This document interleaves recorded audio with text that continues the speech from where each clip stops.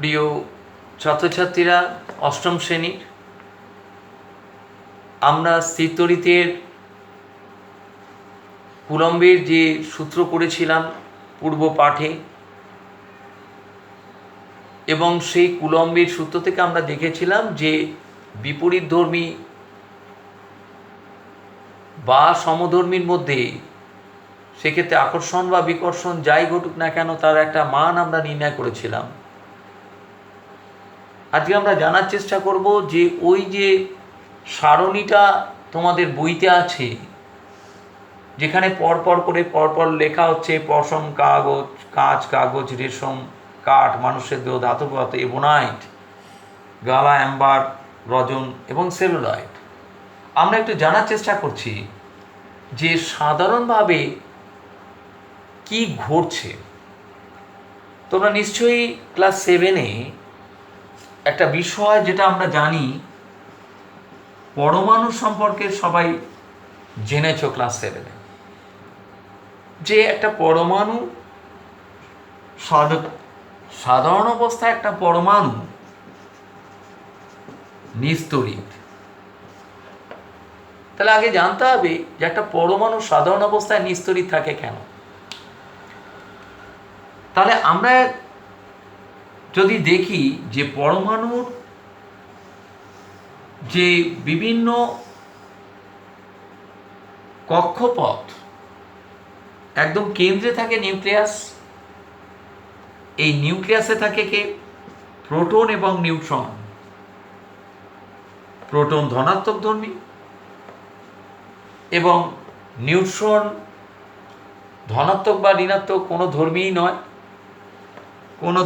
নয়। আর বাইরের কক্ষপথগুলোতে থাকে ইলেকট্রন। এই অবস্থায় একটা পরমাণুর মধ্যে আমরা জানি যতগুলো প্রোটন থাকে ঠিক ততগুলোই ইলেকট্রন থাকে। তাহলে প্রোটন যদি 10টা থাকে তাহলে ইলেকট্রনও 10টা থাকবে, প্রোটন 5টা থাকলে ইলেকট্রনও 5টা থাকবে। সেই জন্যই তারা সাধারণ অবস্থায় নিস্তড়িত।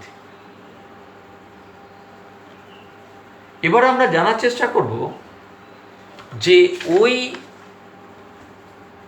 যখন সাধারণভাবে আমরা একটা বেলুনকে দেখেছিলাম, যে সেখানে বা চিরুনিকে দেখেছিলাম যে সেই চিরুনিটা দিয়ে যখন কাগজের টুকরোটাকে সাধারণভাবে আমরা আকর্ষণ করার চেষ্টা করছি, কিছুই ঘটছে না। কেন ঘটছে না? তার কারণ ওই চিরুনিটা কি দিয়ে তৈরি? পরমাণু দিয়ে তৈরি। সাধারণ অবস্থায় পরমাণু যদি নিস্তড়িত থাকে তাহলে চিরুনিটাও সাধারণ অবস্থায় নিস্তড়িত থাকবে।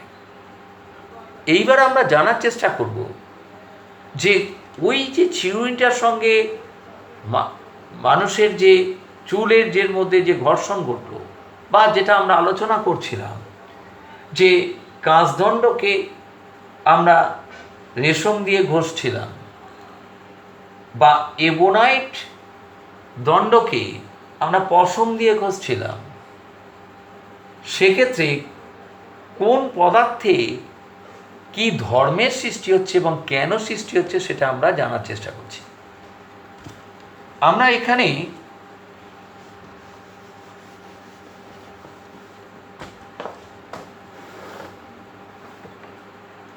আমরা এখানে দেখো যে সাধারণভাবে একটা পরমাণু, ধরো আমি সোডিয়ামের একটা এক্সাম্পল দিচ্ছি। সোডিয়াম পরমাণু ক্রমাঙ্ক তোমরা ক্লাস 7-এ পড়েছো 11। অর্থাৎ তোমার প্রোটন 11টি, ইলেকট্রনও 11টি। এবার এরা সজ্জিত থাকে কিভাবে? এরা সজ্জিত থাকে ইলেকট্রন প্রথম কক্ষপথে 2টো, পরের কক্ষপথে 8টা এবং তারপরে কক্ষপথে 1টা। আবার পাশাপাশি আমরা সেইটাকে এখানে প্রোটন 11টা লিখছি। এখানে ইলেকট্রনকে আমরা দেখাচ্ছি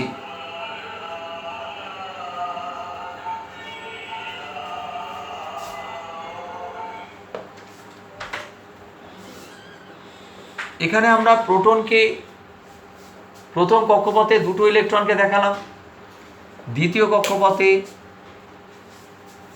1 2 3 4 5 6 7 8টা ইলেকট্রন দেখালাম। আবার শেষ কক্ষপথে একটা ইলেকট্রনকে দেখালাম। পাশাপাশি যদি আমরা একটা ক্লোরিন পরমাণু নিই,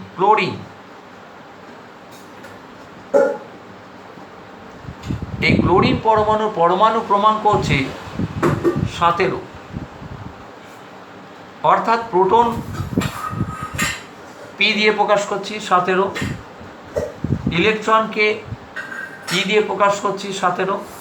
তাহলে এই ইলেকট্রন কোন কক্ষপথে কটা থাকবে? প্রথম কক্ষপথে 2টো, পরের কক্ষপথে 8টা, আর বাকি কক্ষপথ 7টা থাকবে শেষ কক্ষপথে। সেটাকে যদি আমরা এখানে একটা ছবির মাধ্যমে দেখাই, ক্লোরিন, প্রোটন এখানে 17টা, ইলেকট্রন দেখাচ্ছি প্রথম কক্ষপথে 2টো, পরের কক্ষপথে 1 2 3 4 5 6 7 8 এবং শেষ কক্ষপথে দেখাচ্ছি 1 2 3 4 5 6 7, 7টা আমি দেখাচ্ছি, 7টা আমরা শেষ কক্ষপথে দেখাচ্ছি। এবারে আমরা একটা কাজ করব, যে কোনো আমরা জানি যে সুস্থিত হতে গেলে শেষ কক্ষে 2টি বা 8টি ইলেকট্রন থাকতে হবে। অর্থাৎ হাইড্রোজেনের ক্ষেত্রে 2টি বা এবং এছাড়া হাইড্রোজেন হিলিয়ামের ক্ষেত্রে 2টি বা অন্যান্য যে সমস্ত মৌল আছে তাদের ক্ষেত্রে শেষ কক্ষে 8টি ইলেকট্রন থাকতে হবে যদি তাকে সুস্থিত অবস্থায় থাকতে হয়। এখানে আমরা যদি দেখি সোডিয়ামের শেষ কক্ষে 1টি আছে, কিন্তু সে সুস্থিত হতে পারছে না। ক্লোরিনেরও শেষ কক্ষপথে 7টা আছে, সেও সুস্থিত হতে পারছে না। তাহলে আমাদের সুস্থিত অবস্থায় আনার জন্য কি ঘটতে পারে আজকে এখানে ভাবতে হবে। এখানে 2টো কক্ষপথ, থার্ড কক্ষপথে 1টা আছে, আবার এখানে থার্ড কক্ষপথে 7টা আছে। তাহলে এটা বুঝতে হবে যে এর মধ্যে শেষ কক্ষপথে ইলেকট্রন সংখ্যা ধরে রাখার ক্ষমতা অনেক বেশি, এর মধ্যে শেষ কক্ষপথে ইলেকট্রন সংখ্যা ধরে রাখার ক্ষমতা কম, যার ফলে এই ইলেকট্রনকে, তার মানে এটা প্রমাণিত, এই ইলেকট্রন যেটা প্রোটন দ্বারা বা নিউক্লিয়াস দ্বারা আকর্ষিত হয় তার পরিমাণটা কিন্তু অনেক কম, যার ফলে এই ইলেকট্রনটি দুর্বল অবস্থায় থাকে। আবার পাশাপাশি এখানে 7টি ইলেকট্রন যদি আমরা দেখি, সেক্ষেত্রেও দেখা যাবে যে এই ইলেকট্রনগুলো অনেক, তাদের মধ্যে নিউক্লিয়াসের কেন্দ্র দ্বারা সেই ইলেকট্রনগুলোকে যে আকর্ষণ করছে তার পরিমাণটা অনেক বেশি, সেই জন্য এরা এই কক্ষপথ থেকে সহজে যেতে পারবে না। তার মানে এই পরমাণুর শেষ কক্ষপথে ইলেকট্রনগুলো দৃঢ় অবস্থায় আছে, আর এই পরমাণুর ক্ষেত্রে শেষ কক্ষে ইলেকট্রনটি দুর্বল অবস্থায় আছে। এবারে এই দুটো মৌলকে যখন মৌলেরকে ঘষা হয়, অর্থাৎ তাদের পরমাণুর মধ্যে যখন ঘর্ষণ ঘটে, তখন এখান থেকে একটা ইলেকট্রন ঘর্ষণের ফলে এইখানে চলে যায়, যার ফলে এই ইলেকট্রনটি এখানে চলে যাওয়ার ফলে, কেন চলে যাচ্ছে? কারণ এই পরমাণু নিউক্লিয়াস তাকে ধরে রাখতে পারছে না, দুর্বল, অনেক দূরে।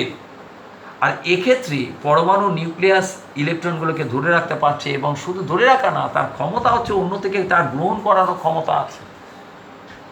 আর এর ক্ষেত্রে শেষ কক্ষপথে ইলেকট্রনটিকে বর্জন করার ক্ষমতা আছে, যার ফলে এখানে ইলেকট্রন সংখ্যাটা একটা কমে গেল। তাহলে ইলেকট্রন আমার এখানে ইলেকট্রন থাকলো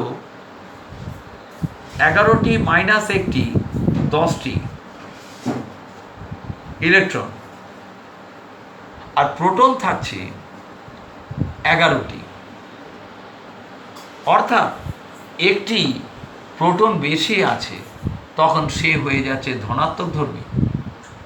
আবার এখানে যদি আমরা ক্যালকুলেট করি, প্রোটন হচ্ছে 17টি, ইলেকট্রন 17টি ছিল, প্লাস আরও একটা এলো, তাহলে 18টি।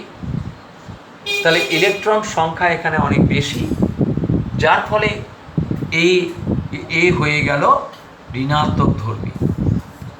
তাহলে আমরা এখান থেকে জানার চেষ্টা করব যে আজকে এখান থেকে আমরা একটু জানি যে কাঁচদণ্ডকে যদি আমি রেশম দিয়ে ঘষি, তাহলে কাঁচদণ্ড কেন ধনাত্মক ধর্মী হবে আর রেশম কেন ঋণাত্মক ধর্মী হবে? কারণ হচ্ছে কাঁচদণ্ডের ক্ষেত্রে শেষ কক্ষপথের যে ইলেকট্রনগুলো থাকে, ঘর্ষণের ফলে তাকে আকর্ষণ বলটা কম হওয়ায় সেই ইলেকট্রনগুলো অন্যটার মধ্যে চলে যেতে পারে, যার ফলে অন্যটা বলতে এখানে রেশমের মধ্যে চলে যাবে। কাঁচদণ্ড থেকে ইলেকট্রন আকর্ষণ বল কম হওয়ায় সেই জন্য কাঁচদণ্ড ধনাত্মক ধর্মী হচ্ছে। আর রেশমের মধ্যে ইলেকট্রন ধরে রাখার ক্ষমতা বেশি, এবং ওইখান থেকে ইলেকট্রন রেশমের মধ্যে চলে আসে, রেশমের মধ্যে ইলেকট্রন সংখ্যা বেড়ে যায় বলে রেশম ঋণাত্মক ধর্মী হয়। এবার তোমাদেরও নিজেদেরও ভাবতে হবে বাড়িতে বসে যে পশম এবং ইবোনাইট দণ্ডকে যদি আমি ঘষি, কোন দণ্ডে কী দড়ির সৃষ্টি হচ্ছে, এবং সারণীটা কিন্তু সেইভাবেই তৈরি করা হয়েছে যে উপরের কোনো পদার্থের সঙ্গে নিচের কোনো পদার্থকে যদি ঘর্ষণ করা হয়, উপরের পদার্থটি ধনাত্মক ধর্মী এবং নিচের পদার্থটি ঋণাত্মক ধর্মী। তাহলে কেন ঘটলো সেটা এবার নিশ্চয়ই তোমরা অনেকটা বুঝতে পারলে।